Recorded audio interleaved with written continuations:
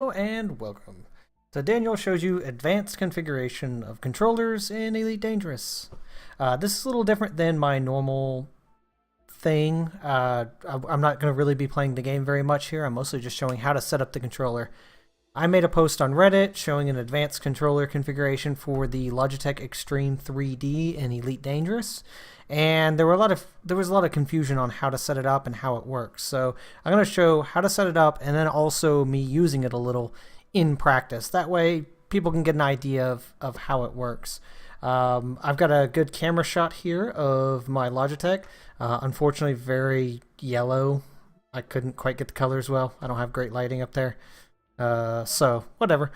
I'm gonna go ahead and get this started. So basically what it is you have multiple bindings depending on which one of these keys down here you are pressing.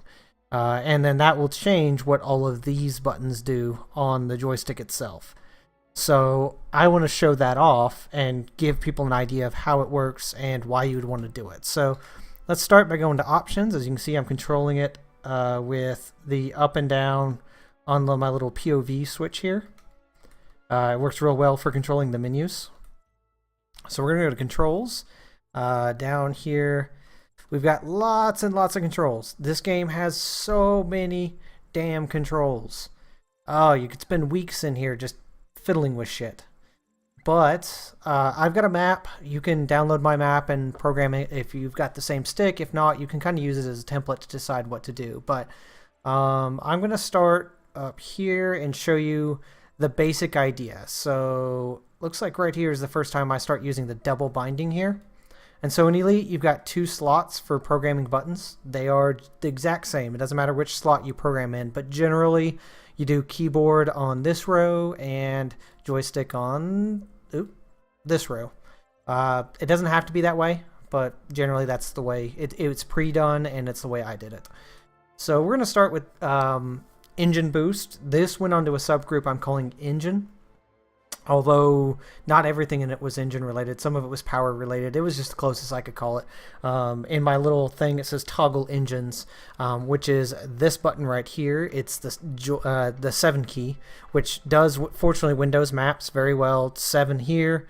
It has 7 printed on it. You probably can't make it out in the video, but it has 7 printed on it, as well as when you press the key on screen, it also says Joy 7. So you press, in this case, Joy 7 plus Joy 3 would do an engine boost. So I'm going to program it. So I'm going to press Joy 7, and now I'm pressing Joy 3. And you see, as soon as I hit that second key, it takes it and makes a little zzz noise to tell you it's taken it. And the same with frameshift drive, Joy 7, Joy 4. Now I've already done all this stuff, so I'm not going to go and reprogram them all, but that's the basics of it. You do dual binding that way. And so now when I'm actually playing the game, I'll press Joy 7 plus Joy 4 to do a boost, as opposed to Joy 4 itself is normally cycle the next ship on targeting. You know, I've done a lot of stuff here and decided what I think is best. There are a lot of things I forget about when I'm playing. I don't remember all these keys, but I do have the map on my other screen to kind of help me with that. And I apologize for the wobbly camera. It is on my microphone stand to get this shot. So every time I touch the desk even slightly, the vibrations make it up my microphone arm, and eventually to you guys watching at home on the webcam. Fortunately, it's a very small thing in the overall, so you don't see much besides that. So, or you don't, it's not huge, so it wobbling a little probably doesn't make you nauseous the way it would if it was full screen and wobbling that way. So now you've seen the idea of programming the keys up, and I'm just going to play with it a little bit. I'm going to launch, get some basic combat, and then go back to where I was. That's going to actually add quite a bit of time to this, but I think it's worthwhile to see it in action. I'm going to do private group here because I know where I'm going is full of people right now because it's a community event, and I don't know if I can turn in stuff and still apply towards the community event in single player, and I kind of want to learn that, so that'll be good. And so we wait for the game to load. 1,000 hours. Hopefully this joystick view will be not too obstructive to the actual gameplay view. And see, the Extreme3DPro 3D has a little throttle. Actually, Extreme3DPro, such a stupid name, has a little throttle here that I use. I really hate this throttle, but it does work. Alright, so we are in station right now in my Vulture. We'll see the progress of this community thing, assuming I can see it online. Bulletin board, yeah, right there. So, hey, look at that, man. We shot up. We hit tier 3. Sweet. Which means I'm going to get, I'm only in the top 70% now. People have added a ton.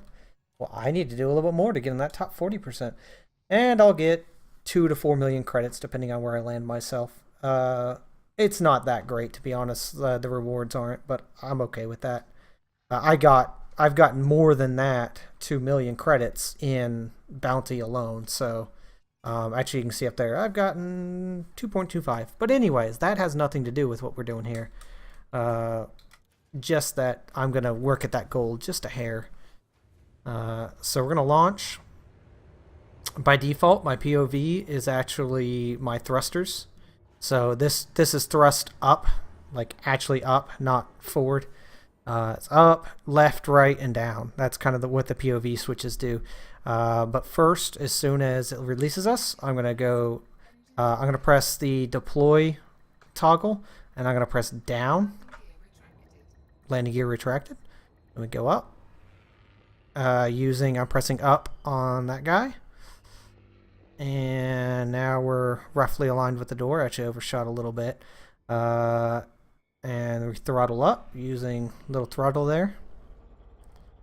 And then we go way too fast through the door like I always do. Oh shit! Clipper! Can I fit? Can I fit? Can I fit? Oh god, I made it. Okay, that was a much bigger vehicle on the other side than I was expecting. Whew, but I squeezed through. The Vulture is not nearly as big as the Clipper. The Vulture is a large ship, but not nearly as large as the Clipper. Clippers are seriously wide. But in any case, let's go over to the system. See, I'm using the keyboard. I'm still pretty used to the keyboard. I need to not do that for at least the purposes of this video. So I can't find a way to control the map successfully with either the controller or the keyboard. Wow. Oh, I did the wrong thing. Alright, so I'm going to go to mouse and keyboard just for what I'm trying to do here. Wait, what? Why is it? Okay. So I'm going to head over to... Ooh, my view got turned here. Now I'm confused as to where I am. Oh, there was this Wonguin. That's why. That's why I was confused, is because my navigation is set wrong. It always resets, which is really annoying. So that time while I was in the map, this game continues. So I could have slammed into something, but space is mostly empty, so you don't have to worry too much about that. Alright, so we're going to go ahead and we do engines, which once again is 7, and we want to jump, which is 4. I have a separate jump. Was it 6? Yeah. 6 will jump without going into, it'll just go to super cruise, won't go to hyperspace. That's important because if you're being chased by someone and you have a hyperspace destination that you don't necessarily want to have to align with, if you're running from someone, you have to point at the hyperspace destination. Sometimes you just want to get into super cruise. So I've got that as, super cruise only. That way you can get away from somebody quickly without having to worry about which direction you're pointed. Ooh. And we go here, and then next jump is up here. We jump again. Oop, wrong button. I often hit these guys with the wrong modifier because I'm still... I use the keyboard a lot. Unfortunately, it's just the way I started, so all these programmings take time to learn and remember.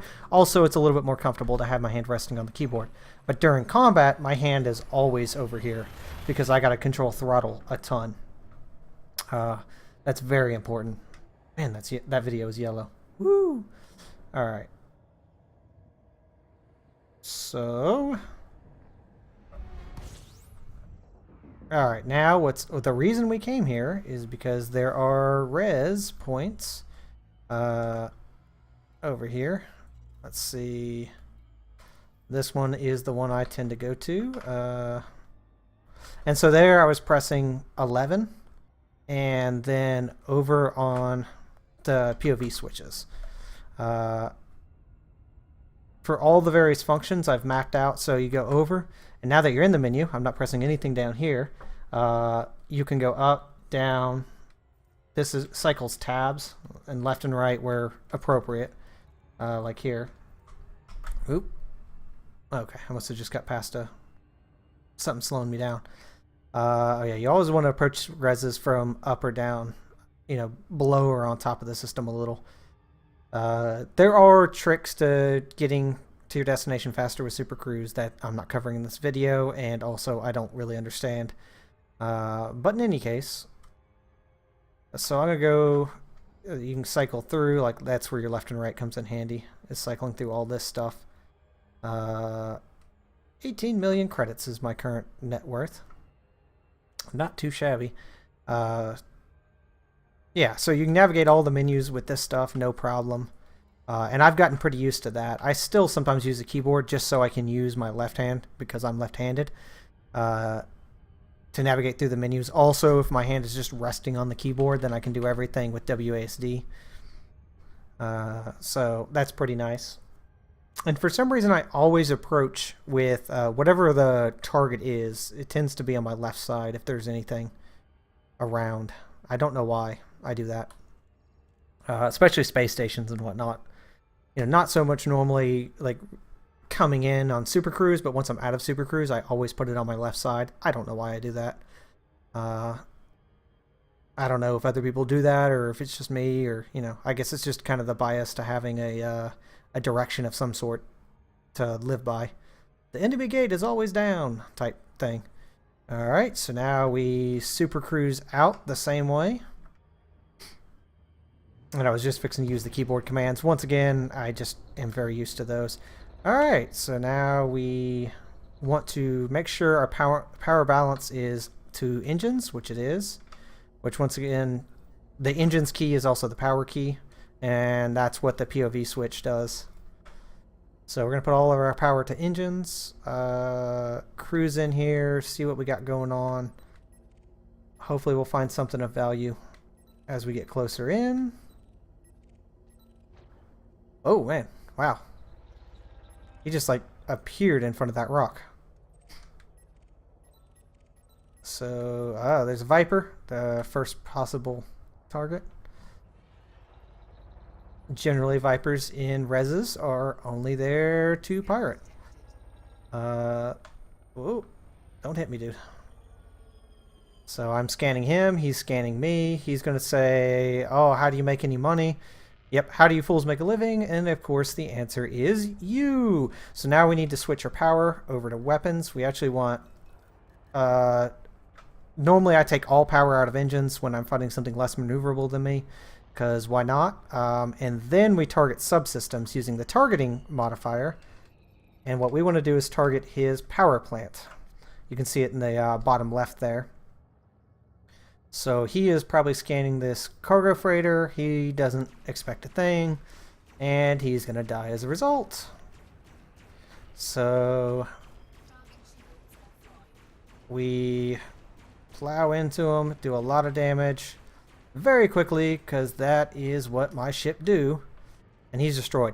If you notice, he's 34% on his hull, but yet he died, and that's because I took out his power supply, or his power plant first. So let's do one more kill. I see some stuff going on over here. We're gonna boost the way over there to speed us up a little bit, but we also need to put at least a little in engines to recharge our boost.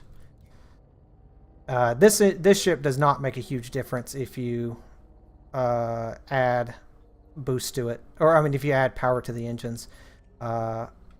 Did they destroy whatever it was they were fighting over here? Wow, there's a lot of things in this area. Cobra seems like a likely target. He is a good ways away. You got to be careful. I'm flying around with a lot of rocks. I could easily smack into one. Fortunately, this thing's top speed is so low that tends to not be a problem. Alright, great. Another target. Cobras, I don't bother hitting their power supply for some reason. It just never really works out for me. But we do need to get in scanning range, and that I've got set because I've only got 2 weapons. They're on the main trigger, and the secondary is my warrant scanning and cargo scanning. So we're going to target this guy. I also need to readjust my power, which I can do while I'm scanning to some degree. And now we start attacking. Yeah, Cobras also most of the time are bad. Sometimes they're just getting resources, but most of the time they're bad. So unfortunately for him, I am way stronger than him, and the AI is kind of stupid, even though he's considered a competent. Alright. And I've got, by default, 3 is target next hostile. Unfortunately, I'm probably not going to be able to get a warrant scan on him before he dies. No, maybe. Warrant scans, of course, increase your bounty a lot of times, so highly recommended. Alright, time to take him out. And easy as that. Yeah, eagles are just so easy to kill. Alright, so we're done getting kills. Let's go ahead and put away our guns. So that's up. That's deploy plus up on the POV switch. Let's go ahead and boost away. Oops. Actually, I don't need to boost away because I'm far enough out. But I will... Up, too late. Can't reset my power now. Yeah, you can't control your power while you're in Super Cruise, which is a little annoying. I would like to be able to get it to where I want it when I come out of Super Cruise, but that's alright. So now let's head back. I'm going to just do M. I don't have a button for pulling up the map. I'm going to go back to where we were with the community event, which is this guy. And I've got just enough fuel to make the trip back. I will be almost completely out of fuel, but I've got a fuel scoop, and both of the stars along the way are fuel scoopable, so I'm not too worried about it. Alright, let's go ahead and go into hyperspace here. And charging. Charging. Yeah, and you don't have to be perfectly aligned with it, but I like to get it as close to aligned as possible. It just makes me feel good.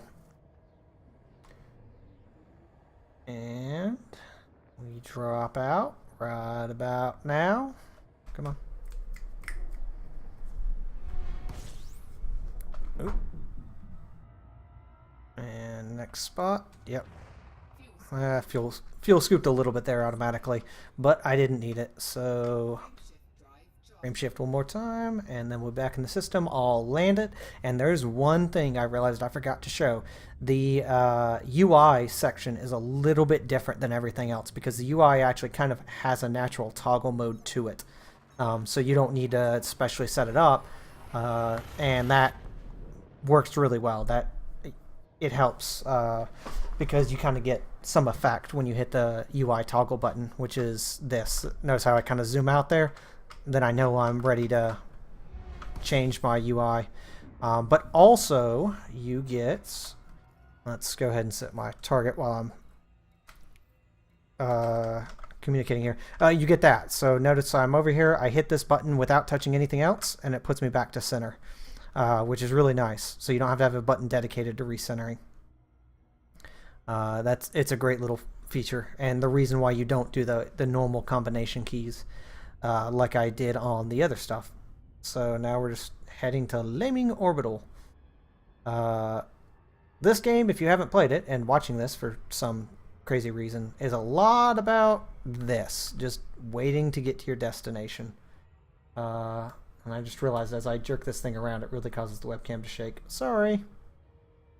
Hopefully you were able to follow what I was doing when I was doing it without too much trouble. Alright, so we get an approach speed of 7 seconds. That tends to be what I aim for. So you notice that little 7 seconds underneath the light seconds counter. 7 is kind of optimal. You can do 6, but with 6 you risk overshooting it sometimes by mistake. It does increase your speed to get there, but you know, whatever. Doesn't really matter. A lot of you, I'm probably not saying anything you don't already know.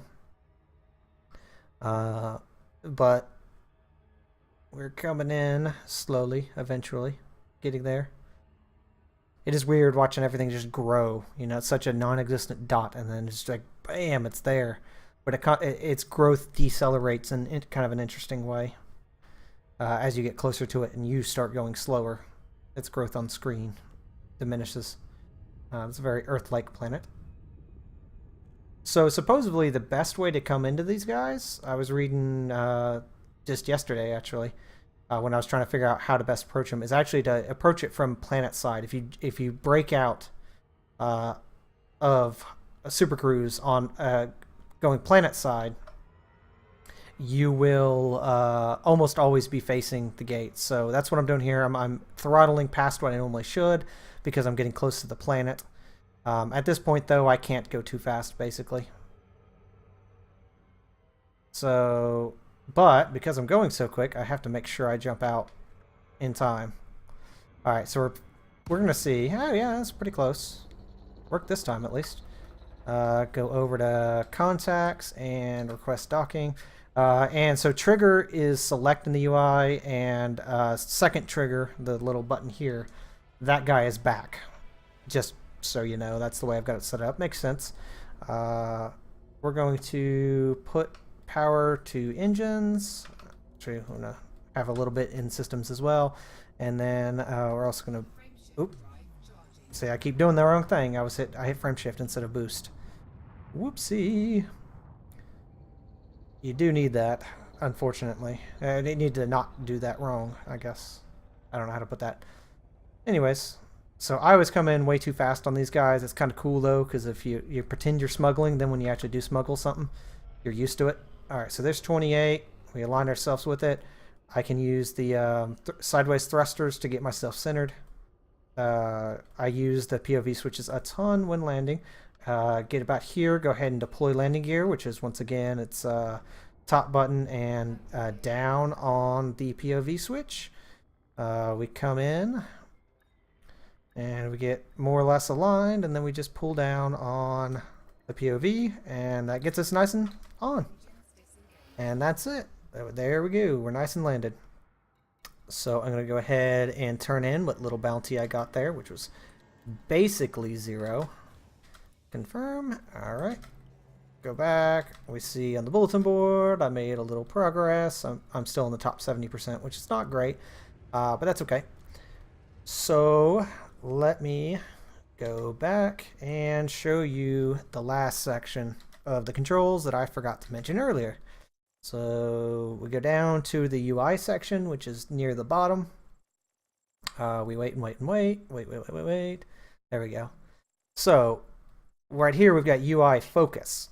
This is a toggle built into the game. So I've got Joy 11, this guy, set to UI focus. And then I've got, on the interface section, I've got POV with no modifiers. You don't have to press 11 and the buttons, you just press the buttons. And so this is a separate set that doesn't unbind your other stuff, which is great. So you can set these guys to do various things however you see fit. In my case, I've got them, you know, all the different. So Joy 1 and Joy 2, that's the triggers, the primary and the secondary trigger. Although that's not really a trigger, it's more of just a thumb button, but I always call it a trigger. And then the next in the previous tab up here, and so they don't overwrite the existing ones, because obviously the trigger is also fire group 1, fire group 2. You've got, it doesn't overwrite them to have them in this section, since you've got the since you're basically taking away. The downside is you can't keep firing, or in my case, kill warrant scanning, while you're also looking through your menus. It would be nice if you could, but you lose that ability. But I'm okay with that. So that's the basics of it. In the description, I'll have a link to the key map, so if you need it, you can look at it there, as well as the binds file, which you stick in a folder, which I'll list in the description as well, so that all of this is automatically programmed in for you, so you don't have to go and manually program it in. But if you have a different joystick, it doesn't really work, because I have assumed you've got an Extreme3DPro, which most people do not. Oh crap, I hope I didn't break my custom there. Is that what's... the game seems to have frozen.